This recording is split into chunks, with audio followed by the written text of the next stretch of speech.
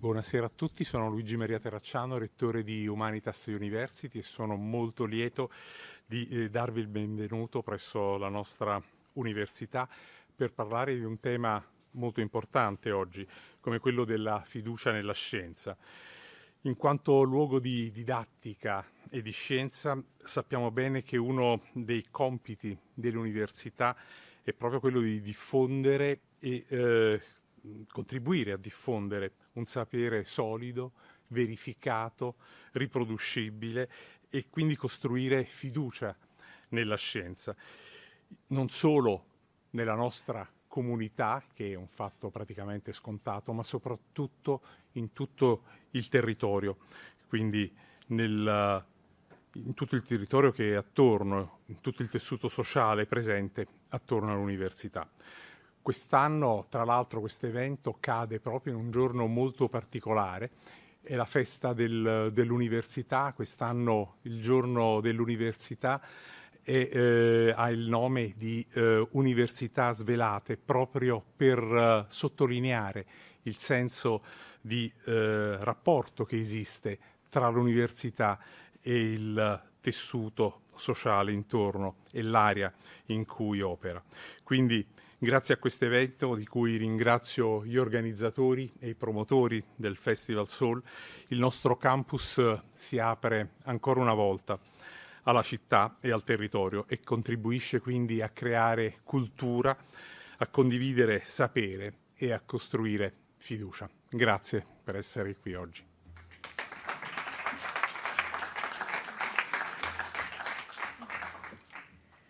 Ringrazio, buonasera a tutti, io sono Valeria Cantoni, uno dei 4 curatori di Soul. Ringrazio il Rettore, ringrazio Humanitas University, ringrazio Fondazione Rocca perché per il secondo anno sostengono questa nostra avventura all'interno della spiritualità intesa come ricerca di senso, capacità di entrare in una dimensione più profonda dell'essere umano e quest'anno col tema della fiducia possibilità di riflettere su una postura dello stare al mondo senza la quale non ci sarebbe umanità, non ci sarebbe collettività, non ci sarebbe socialità. E l'importanza del tema della fiducia nella scienza, fiducia che per noi tra l'altro quest'idea di dedicare il sole al tema della fiducia copre tutte le discipline umane, tutti i campi dell'umanità, perché la fiducia deve essere ovunque, sia in se stessi, sia nei confronti degli altri e soprattutto anche nell'impegno, nel lavoro enorme che i nostri scienziati fanno tutti i giorni per cercare di migliorare il nostro pianeta, la nostra vita su questo pianeta.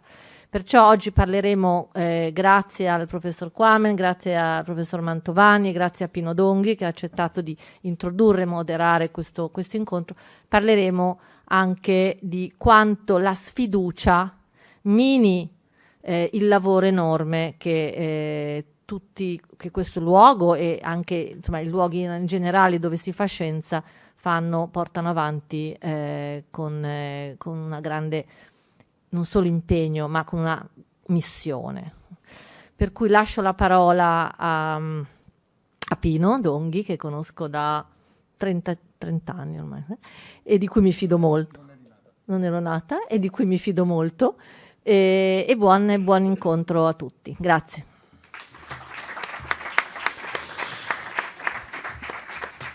Ci mancava pure che io rifidassi di moderare un incontro tra Alberto Mantovani e David Quammen. Grazie a voi, veramente. Thanks a lot. Maybe everybody are aware that this session will be held in English, and you have the chance to with a QR code, to have the simultaneous translation of Paolo Maria Noseda, that we thanks for this, and thanks to the organizer, to the promoter, to my still young and beautiful, old in friendship, Valeria Cantoni Mamiani, because she asked me to be with you tonight. And thanks a lot to our very prestigious speakers tonight. It's the second time in 2 weeks that happens to me to fare gli onori di casa al padrone di casa. Alberto Mantovani is one of the guests, but is the host in some way of this event. As you perfectly know, is emeritus here at the Humanity University.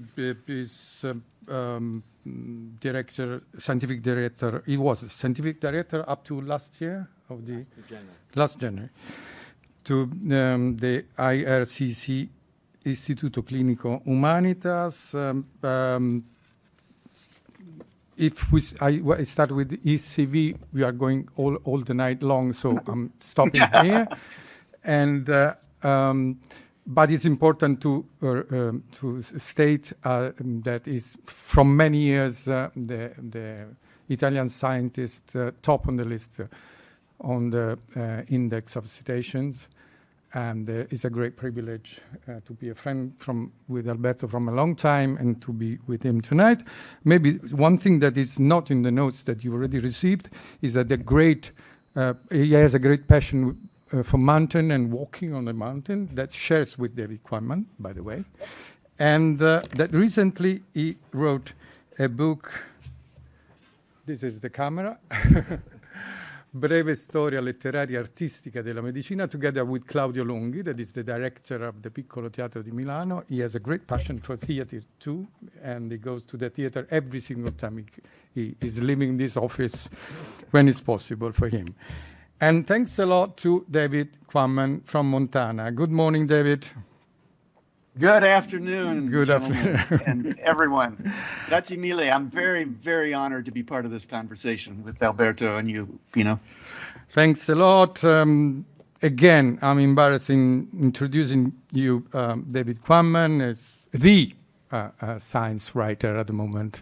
And at least from 2012, when everybody saw in the bookshops spillover, and he was describing us what was going to happen in some years, namely 8 years later.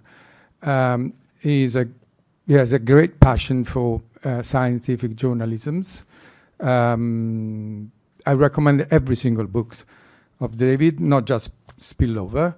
If you want to have an account of what happened in this country and in the world with SARS-CoV-2 or COVID-19, you have to read Breathless, Senza Respiro, David Quammen, and you will know what you have to know about what happened, at least from the New Year's Eve of 2020 up to 2022. If you want to know something more about David Quammen, instead you have to read the last book that Adelphi published, Il cuore selvaggio della natura, where you will discover that he's a real, I'm not joking, crazy man. I mean, just if you believe that Mungo Park or all the scientists of the Royal Society in the 18th centuries were mad enough to go in the jungle of Congo, in Amazonia, this guy went with other two utterly nuts people, Nick Nichols and Michael Fay. And I was frightened reading these books, lay down on my sofa, and I was frightened just reading the books. I cannot imagine how it could be possible to do the things that David is doing. Maybe it's something that ChatGPT is not able to do it. This kind of journalism, you have to be David Quammen to be like this. So, distrust in science. We agreed with Alberto and David to one simple question. Why does trust in science and medicine seems to increasingly give way to suspicions and fear? This is the question that we are trying to discuss tonight. Just one simple question. But we decided to try to answer to this question from at least four different angles or point of views. And so I'm addressing to David first, he's our guest of honor tonight. And I'm asking him, let's start with the first possible angles for this question. Is it because eventually in a society that is becoming increasingly complex and less deterministic, that conspiracy explanation however much they generate anxiety and concern, they appear simpler and easier to handle. In other way, there is a sort of economy of interpretation about what is going on. David. Right. Well, Pino, I thought about that question as you phrased it very carefully over recent days. This whole problem, distrust in science, of course, is something that I'm sure Alberto thinks about all the time. Increasing distrust in science and in medicine. And it's very important to include both of those because both of those are part of this crisis. It has been a problem for a long time, but it seems to me it's gotten much worse in the last 5 years and 2 months since the beginning of COVID-19. And it has cost many, many lives. It has taken societies in wrong directions. We can talk about all of that, the description of the crisis. But in terms of the question of, is distrust in science and medicine more prevalent now because conspiracy theories and distrust is simpler than the alternative, than trust in science, than rational explanations based on evidence? I don't think that's it. I don't think that's it because it seems to me that some of the conspiracy theories, some of the bizarre Baroque explanations that people of the general public prefer to science and medicine now are even more complex than reality. They are more intricate. They are more elaborate. So it's true that the internet and connectivity around the world and the fact that everyone can now publish, essentially, you might call it journalism. They can publish blogs, they can publish posts. Everyone can publish themselves on the internet without any fact checking, without any editing of any sort. That has created many, many more voices, many more possibilities, many more explanations. But it seems to me that the ones that, unfortunately, many people of the general public prefer, conspiracy theories, elaborate, dark explanations, are more complex than reality. So I'm not saying that I know exactly what the answer to your question is, but I don't think that is the answer, that these explanations are simpler. I think they're more exciting. I think they're more dramatic. I think they're more salacious. And those are the attractions, I believe. But I'm very keen to hear what Alberto thinks about this. Alberto. My turn. Can I have a preamble about the book with Pino Donghi? Because you are guilty for that, because you instigated that 20 years ago. So, so you should plead guilty for that. Anyway, going back to the question, I'm not sure I have an answer, of course. What I can say is that there is a lot of concern about economic inequality, but there is little concern about knowledge inequality, about scientific illiteracy.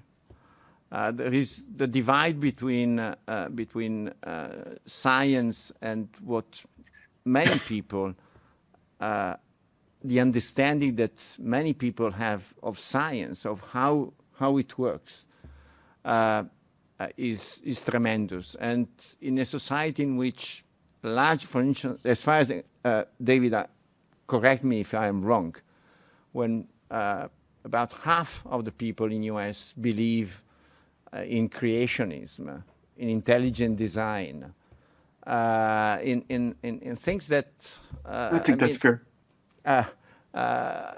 Are dispelled by research. They don't believe in evolution.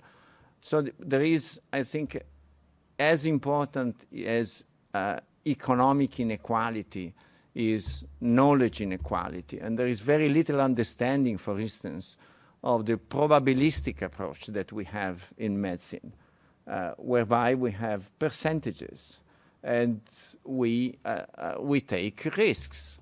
We take risk of, for instance, of not taking action. When we have, I give lectures to lay people. This week I gave 3. I met twice high school pupils, and on one occasion last night the general public.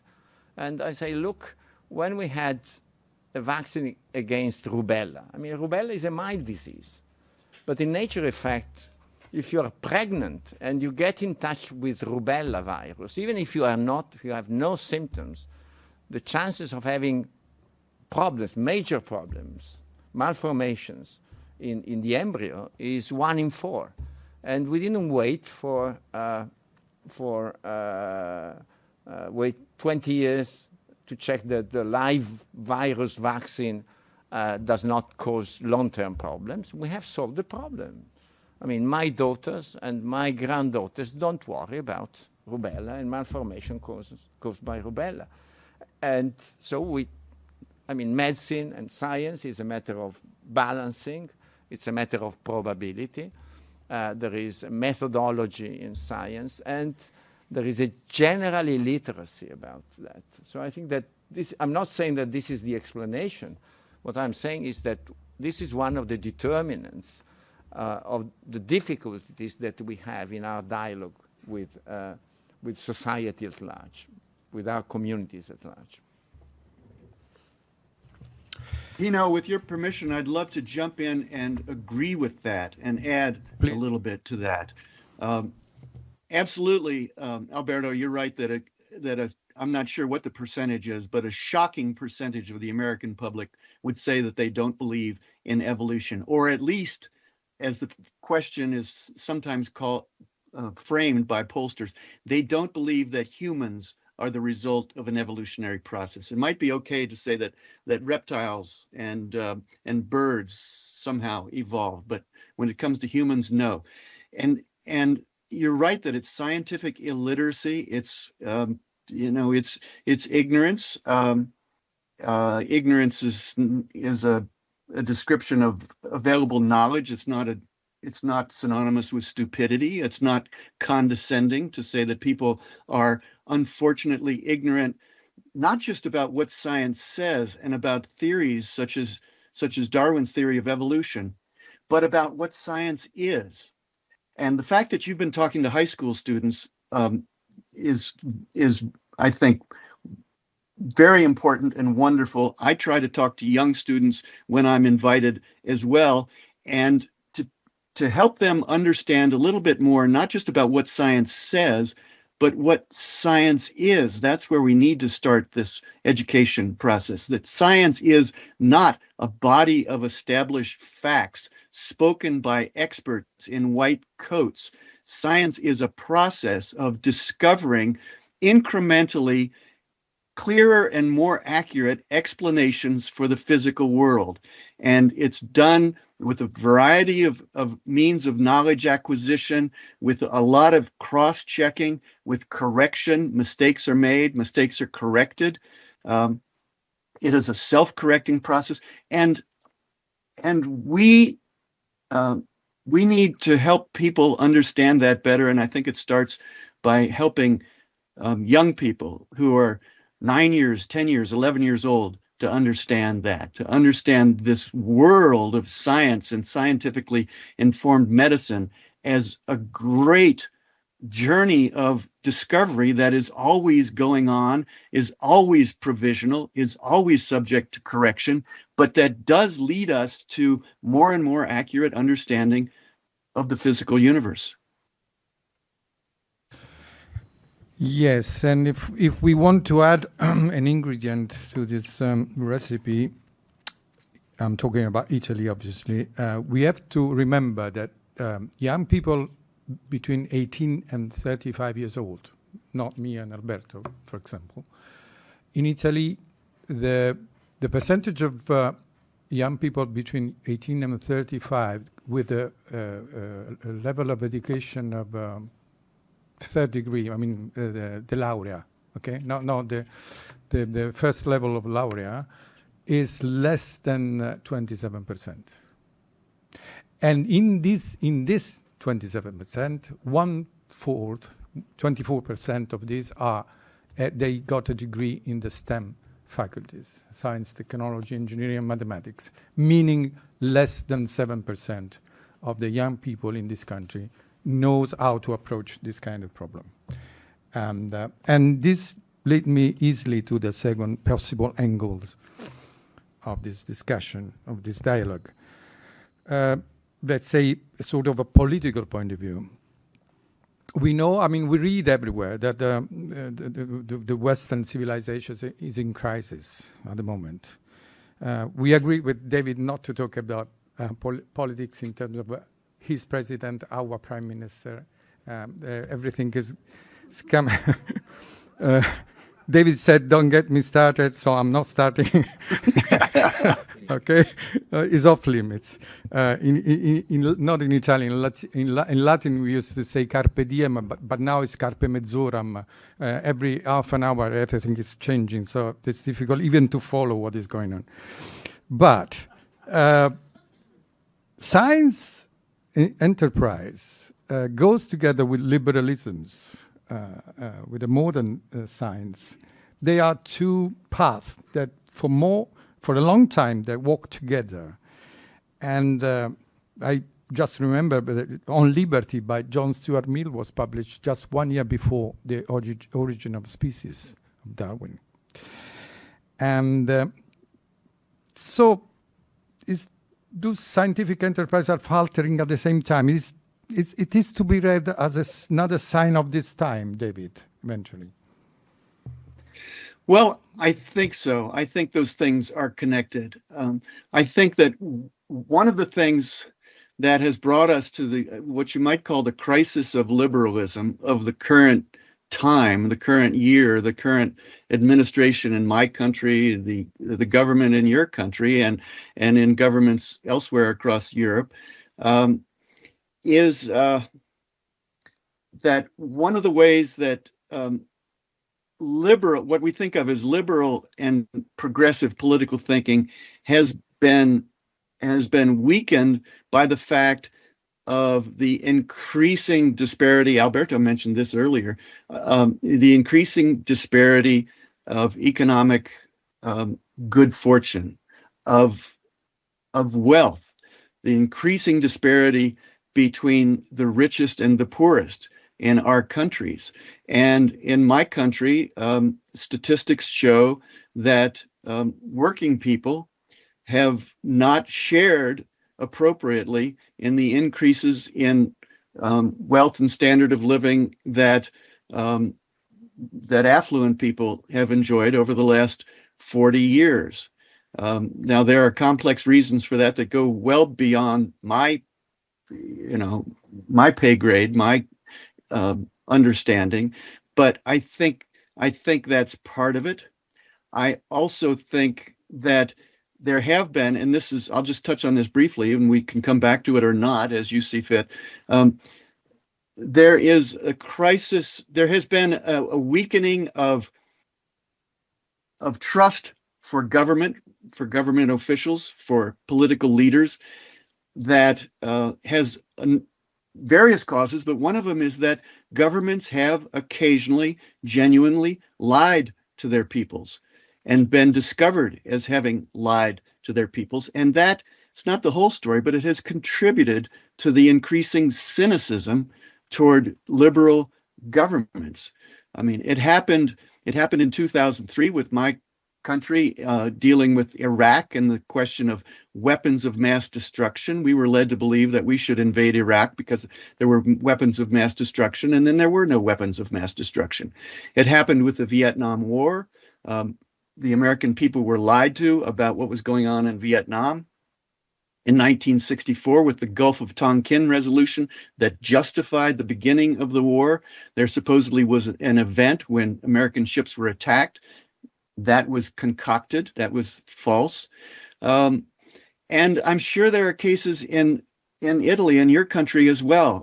I hesitate to talk about Italian history in front of an Italian audience, but I think of the Aldo Moro case in 1978, when there was a question of whether or not the government, the Andreotti government, had misled the people about what was going on in terms of efforts to rescue Aldo Moro from having been kidnapped by the Red Brigade.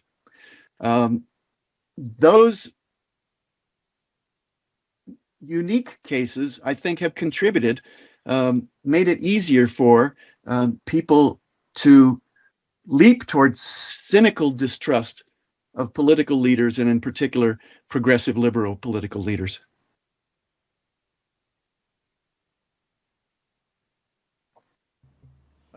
Let me start with our constitution, the Constitution of Italy, and I think it's Article number 3, as I remember, or 5, I'm not sure, states that, I'll say it in Italian, David, libera è l'arte, la scienza, e libero ne ha l'insegnamento. Free is the art of science, and free is the teaching of science. And I think that this is a landmark statement, and I think that we should reflect about the general relationship between science and democracy. And as a matter of fact, in general, I think we can say that science flourishes where there is freedom. I mean, if you look, I've been connected, David, as you probably know, to the dream of using immunity against cancer. And I happen to know, I didn't have a chance to meet personally a Russian scientist, Abelev. And Abelev was actually one of the first who identified a tumor-associated antigen, alpha-fetoprotein. So he was a pioneer in the field. And we are still using alpha-fetoprotein as a diagnostic. But he did not agree with the regimen. He was a dissenter. And my friends in Russia tell me that going and attend the lectures of Abelev, was a way of manifesting dissent. And he could not, and immunology is I happen to have friends who are very, very good in Russia, but they are the exceptions. And there was no progress there. Whereas immunology and tumor immunology and immunotherapy, we underwent failures, and the failures were transparent. We published the failures, and we have made problems. We got there eventually. And we changed the paradigms, as you mentioned. So as a general rule, there is a complex relationship, bidirectional interaction, I think, between science and democracy. I think that in general, and we have had examples of that in the COVID pandemic. There have been questions about the nature and the correctness of the data on the Sputnik. And the adeno vaccines, we had the side effects identified in the Western world, and strangely enough, the adeno-based vaccines have been used in Russia, they have been used in China, they have been used as well, and no side effects. And I can continue with the examples. So in general, I think that for the society at large, science and democracy should go hand in hand. And there is a statement by Martin Lutero saying, de servo arbitrio. So liberty is not the freedom to do everything. We do medicine on evidence-based medicine, so you cannot do everything you want. And under other conditions, people are doing and have been doing whatever they want. I think of the modification of human embryo to introduce modifications in the CCR5 gene to protect it against HIV, which is really rubbish science and unethical science. And this was done. So again, I think that in general, for the community. Ideally, I think that democracy is the ideal ambience, the ideal context for the flourishing of science. On the other hand, we would like to have the general attitude that we have in science. We would like to have that in politics. I mean, fact-setting, change. Well, what you said, I mean, changing your mind if facts tell you that you have to change your mind. I mean, of course, we know that we have strong views and we have harsh debates in science, but essentially we respect the opponent.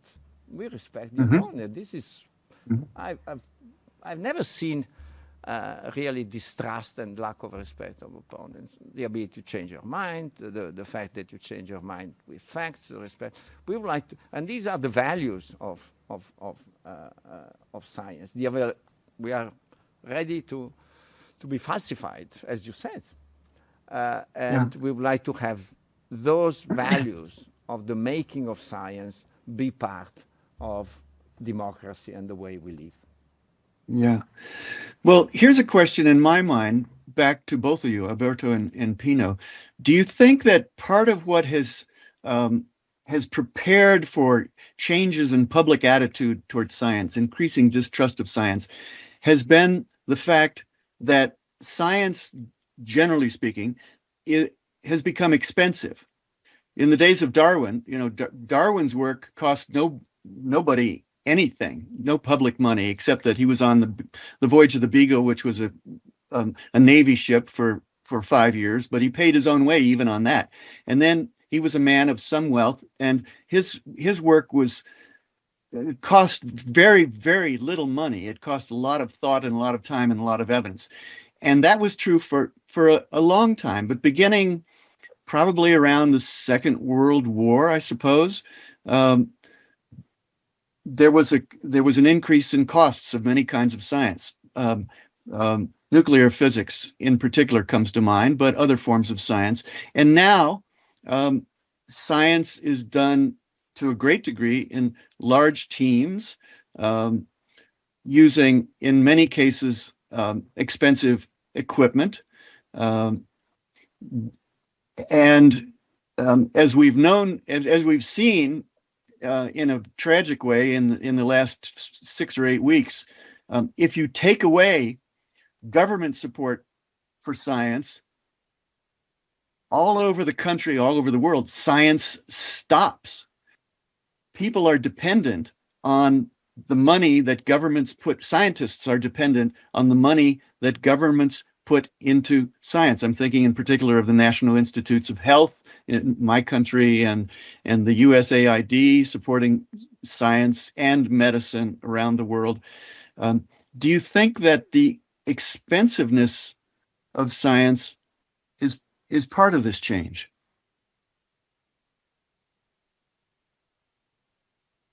Yeah, I mean, I have experienced a dramatic change in the way I do science. I mean, I used to publish papers I've had the privilege of publishing some papers as solo authors at the beginning of my career because of the fairness of my mentors and because you could do science for small science. And I've seen biomedical science become big science with the need of strong support, strong institutional and people are still, again, it's in a way illiteracy, because I think that people you are still fascinated and they are bound to the idea of one man or one woman, of course, one individual doing big changes. And we have had an episode of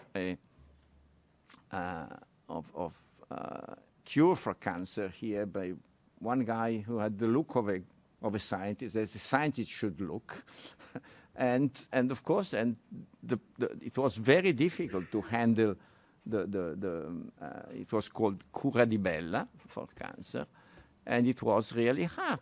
And someone popping up and saying, "I have a cure of cancer," would you believe that? I mean, I would be very happy, but let's say it's, to say the least, very unlikely. But it got popular support. And there was, it's crossed the roads with politics, and that was really a disaster. So I feel that, yeah, I feel that that is part of the mechanisms building this trust, because science is not anymore what people have in their mind as science, and the need for big support. And of course, these investments are vastly productive. If science is expensive, science is worth it. We spend vastly more money on military preparedness, defense. I'm not saying that's unnecessary, but I'm saying that science delivers so much to us for the money spent, and yet still the money is considerable.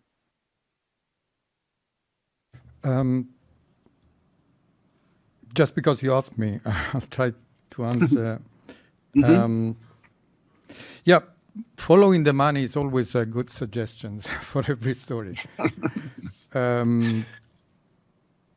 But if I can add another perspective, if you are nuts enough, as I was quoting at the beginning with Nick Nichols and Mike Fay, to go on Congo looking for a new species of gorilla or whatever, you're not threatening anyone in the society, and you have respect from society. If you are an astronomer looking for another planet, another possible star at the very edge of the universe, again, you are not threatening the society.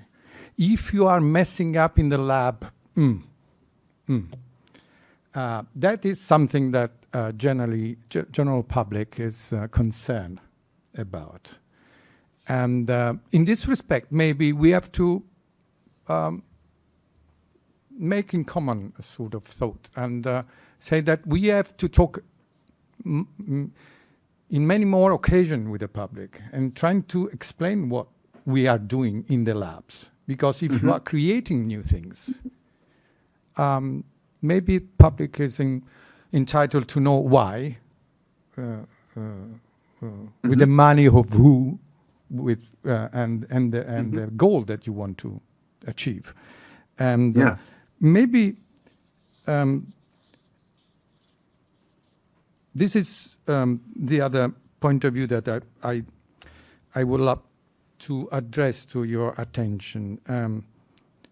Eventually, reflecting together, if it's possible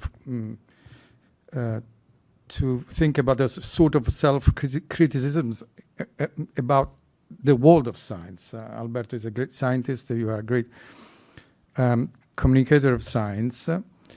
And somehow general people feel the work of science and the scientists are sort of a new church of truth. Impervious to other explanation. They are perceived like a priest caste of truth. There is a general rejection about experts and elites. So, in other words, can we a little bit discuss about what is going on inside the science? Just because you mentioned the big money about big science, I vividly remember Dick Lewontin saying, "I'm a geneticist, so I'm not against the genome project that cost a lot of money. But if you are telling me that with the results of the genome project, we are solving the health problem all around the world, I'll say, no, this is not going to happen." Yeah. Maybe sometimes we promise something that we couldn't then give back to the public. Is it possible that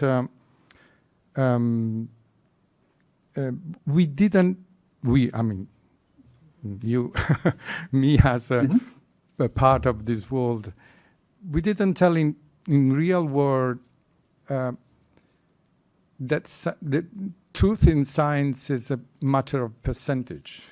and we cannot have the real answer for everything. There is some sort of a problem inside the science too. I agree with that. I think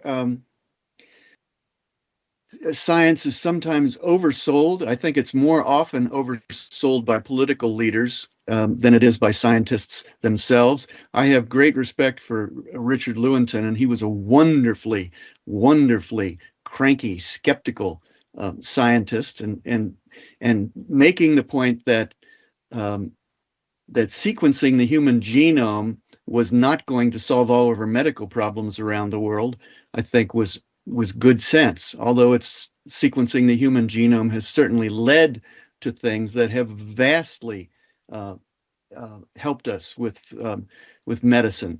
But science certainly can be oversold. Again, I think more often by politicians and by administrators than by the scientists themselves. I think of in the early 70s, the quote unquote war on cancer began. And I think it was, there was a woman, I think her name was Mary Lasker, a wealthy woman who was supporting cancer research.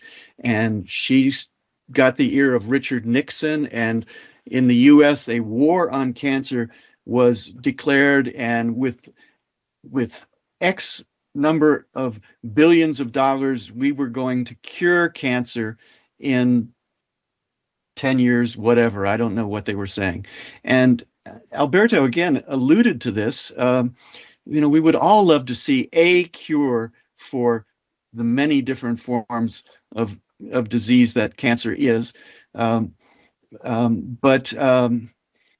to say that we're going to do it because we're funneling a whole lot of money at the problem and we're going to do it in 10 years was overselling science, overselling cancer research. It's still going on. And we have made improvements in treating some cancers and not so much improvement in treating others. It's again, as Alberto knows, vastly, vastly better than I do. It's an incredibly intricate problem.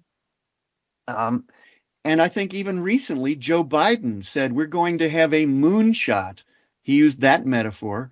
We're going to have a moonshot to cure cancer. And again, it misleads the public as to how difficult that problem is. Yes?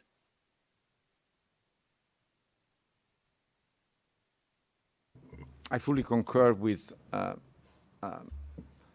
David. Well, first, there is overselling, and making promises by in the specific cases you mentioned by politicians. But as a scientific community, we should plead guilty, I think. Not individually, but we should plead guilty. Plead guilty because we are all too frequently, we are presenting a mythological, we are fostering a mythological perception of science with facts. And we are not conveying the general message of the uncertainty that we have in science, of the sense of adventure that we have in science, the risk benefit ratio that it's our daily bread, the risk benefit ratio in public health. We are overselling, for instance, in medicine, small trials, all too frequently not confirmed in large trials. I was confronted with a recent episode for that. And of course, the patients are disappointed. They are disappointed because they don't see the benefit. So we should be very careful. We should be very careful in what we say. And I think that as a community, we should, take responsibility. I've used 3 R's in my communication during the COVID pandemic, as 3 R's as a rule: respect for data, respect for competent, so I would not comment on epidemiological curves, for instance, predictions, because it's not my field. And a responsible behavior, because if I say that a procedure is promising, I mean, this is going to affect the people without having solid data. So that's, I think, and the other thing that we should do as a community is to go and have, in an organized way, and of course, people are doing that in US, people are doing that in UK. I mentioned the communities that I happen to know. We should go and talk to the lay people and talk in high schools and talk about vaccines and things like that. We should take responsibility for that. But avoid overselling science, avoid overselling results, and not provide a mythological image of science. And then you have the word church, which is what Pino. Yeah, but because obviously politicians are always guilty by definition, so we agree on this. But sometimes, and during COVID, as many of us, I was following the news, and I discovered what could be quite obvious, that narcissism is a matter that belongs to some scientists too, not just to politicians and journalists. But the very last point is about information. In Italy, when I was a kid, at the end of the story, you peg guilty the journalists and the unions. They were guilty by definition at the end of every possible talk. Now is social communication, the social responsible for everything, social media. It is because anxious and suspicious answers, David, which claim to reveal otherwise unknowable secrets, are easier to sell in the information market. So we need this kind of news in the information market to be sold. In this case, for sure, to be oversold. Right.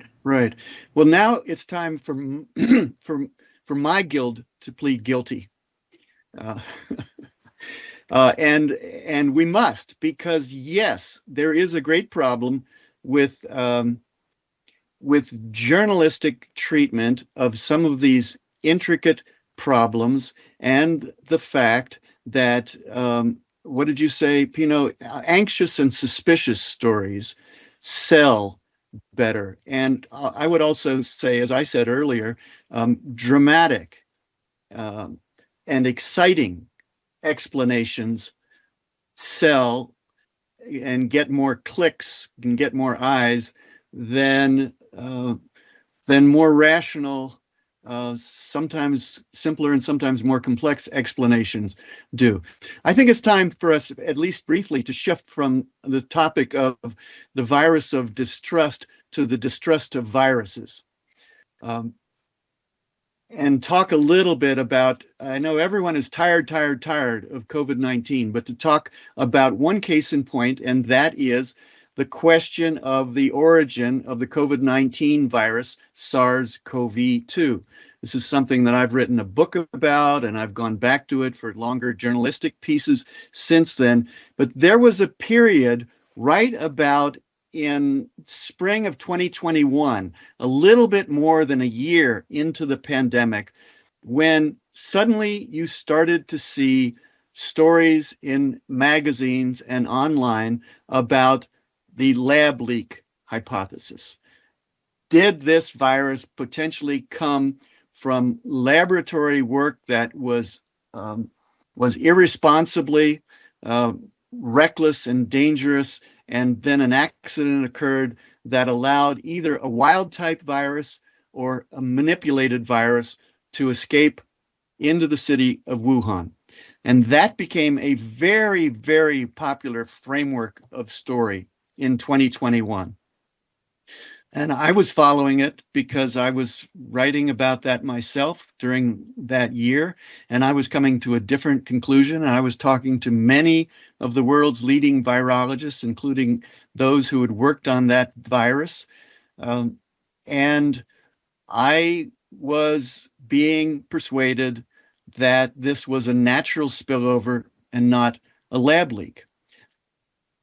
The question isn't absolutely settled with 100% certainty, but as I look back now, I would say again that the preponderance of empirical evidence is heavily on the side of a naturally occurring spillover from a wild animal. But the preponderance of public opinion is on the side of a lab leak. I looked at all of the polls from around the world when I wrote a piece for the New York Times Magazine in 2023 on this subject. And yes, the lab leak story has been extremely successful in the market for information. Many, many people have bought it, even without understanding the scientific details at all well. It appeals to people. It's dramatic. It's anxiety causing. It's suspicious. It has villains. It has all the narrative appeal of a great thriller or a science fiction novel. It just has very, very little empirical evidence to support it, if any. So that is, I think, a glaring instance of what you're saying, that we in journalism, in media, in the field of explaining science to the public, have either failed to tell the story in an engaging enough way, or we have been overwhelmed by those among our profession who capitalized on the excitingness and the darkness and the drama of the lab leak story. Alberto, it happens to you a lot of time to try to answer to questions about COVID on the newspapers. What was your attitude? Well,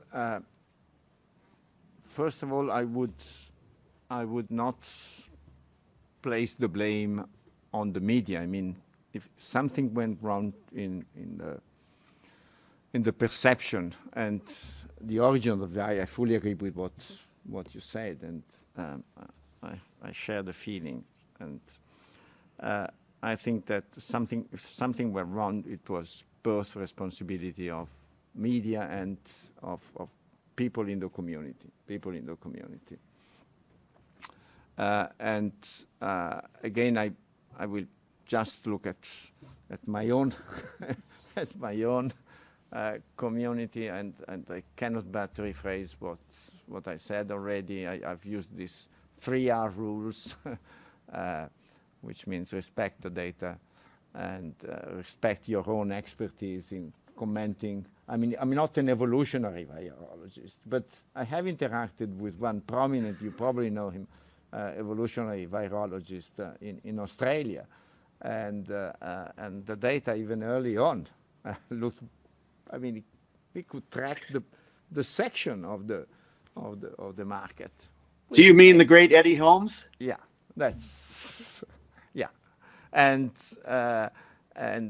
of course it's most of the empirical data. That you mean you're perfect. I mean, in terms of how you phrase that, so I feel that let's take our own responsibility as scientists. We have to behave, as I said.